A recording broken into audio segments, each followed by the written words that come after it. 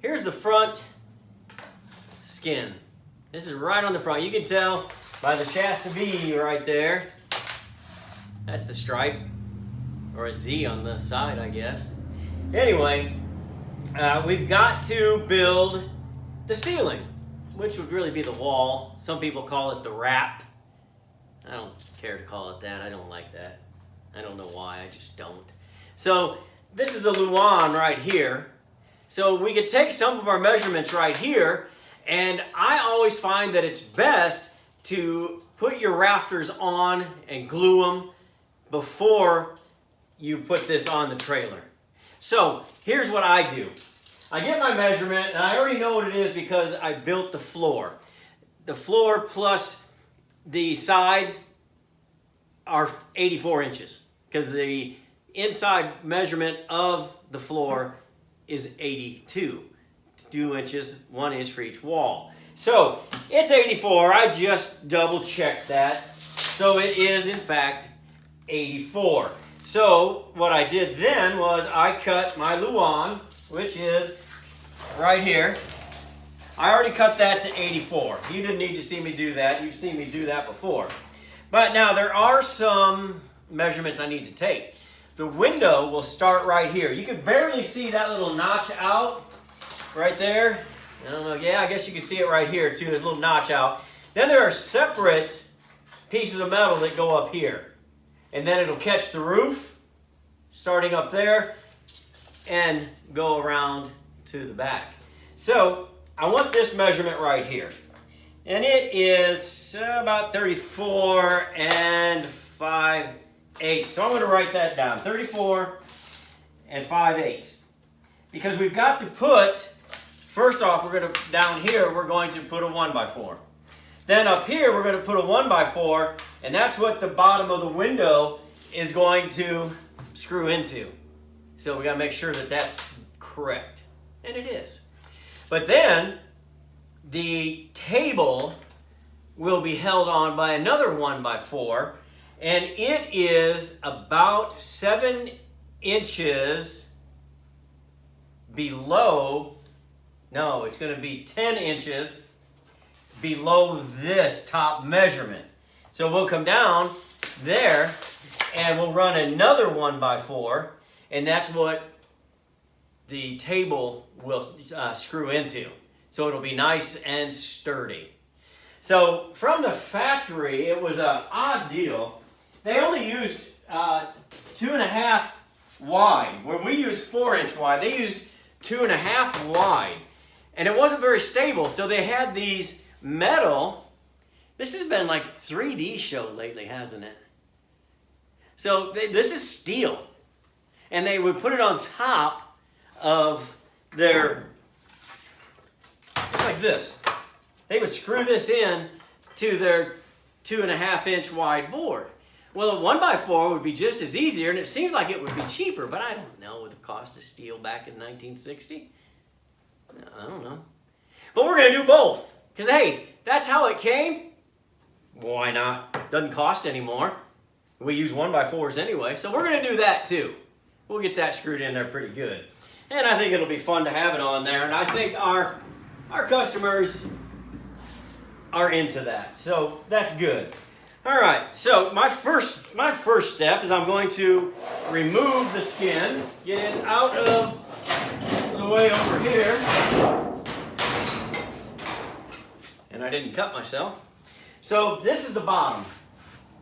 So the easiest thing to do is to cut our 1x4s at 84. And we've done that.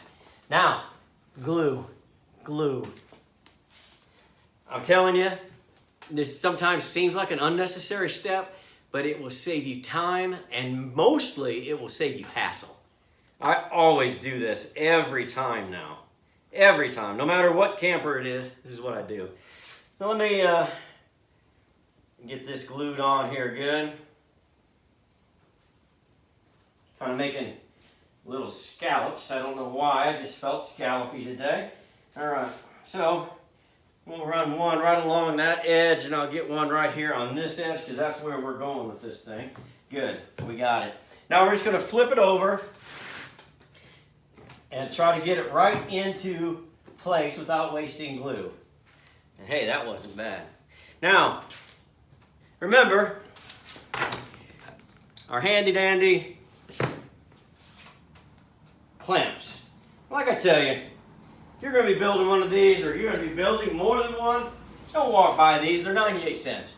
You see them in the 98-cent aisle, or the bin, whatever it is, grab 2 of them. You're going to need them. You're going to need them. I always do that. So anyway, let me make sure that we're even across this bottom.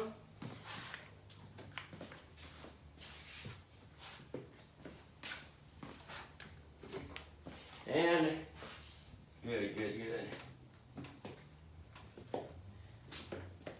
Yeah, we're a little shy right here. I'll grab another one here in a little bit. All right, now we have got to go up 34 5/8 if you remember correctly, and I'm sure you do.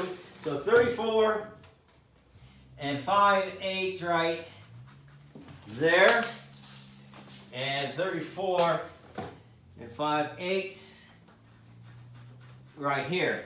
Now we just have to do the same thing, and I pre-cut another one of them. So I've got this one ready to go, but we're not going to be able to clamp it.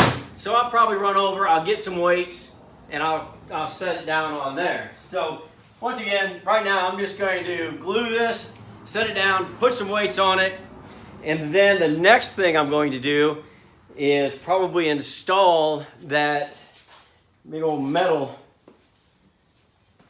install this metal on top of the other rafter, which would be, I guess, a stud in the wall, and we'll get it set for the door, and we'll kind of check the height on it too.